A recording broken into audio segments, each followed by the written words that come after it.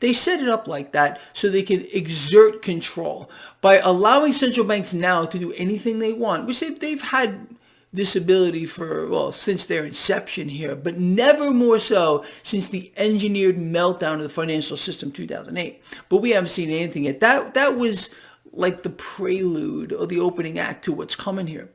So in order for central banks to pull off what they're moving towards, and that is a meltdown, a complete meltdown of the financial system and the global economy here, they must engineer an event to occur with such magnitude and such shock and awe that people aren't going to know what's going on. But you and I are way, way, way ahead of the curve on this, okay? We're betting against the debt. We're becoming our own central banks. You understand? We are preparing ourselves mentally, physically, spiritually. We're making connections. We are getting together with like-minded people, because all of this is going to end in the most grand finale that has ever been seen in the history of the world. Right now, central banks are, honestly, they're in their end game.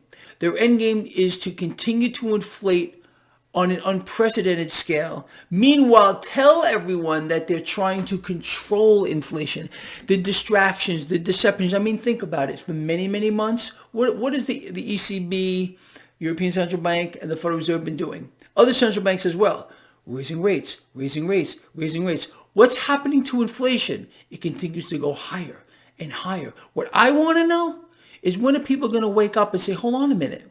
Central banks have been raising rates for months and months and months. But according to their own data, it continues to rise. That's because you and I knew from day one it would never work. Look, if you're new here, let me outline this for you. When central banks raise rates like they're doing now, it's not even meant to or designed to slow inflation. It's meant to crush demand and crush the economy with it. Generally, this is done in an economy that's running really hot with money velocity that is, moving higher and higher and higher. Today, we have a money velocity, or the rate at which cash moves through the global economy, at historic lows. You can't have a recovery or a booming economy at all if the money velocity isn't moving higher. But you'll never hear this. This is stuff they're going to keep hidden from you. We're in a global economic meltdown. And this meltdown is causing a lot of fallout here. The savings rate is in the negative, consumer debt, household debt, personal debt ballooning here, manufacturing, factory activity falling off a cliff, debts ballooning, and this all designed to bring about an end. You all know that. And in order for the central banks to fulfill this, they must inflate or die, and they won't die. They want you to die. That's a fact. And they will kill you. You have to understand what I'm talking about on an actual literal basis.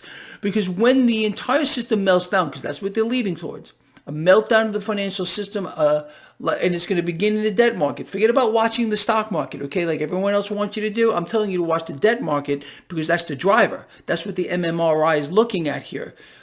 Period. The end. You all know that. Okay, lovely. So a meltdown in that debt market is going to make resources scarce like you cannot possibly believe. Inflation is going to explode all around the world. This will not be isolated to one part of the world. It's going to be a global phenomenon. Central banks have a stranglehold on the entire world. That's why there are central banks all around the globe, hundreds of them. It's an infestation on the earth, and these institutions have to go.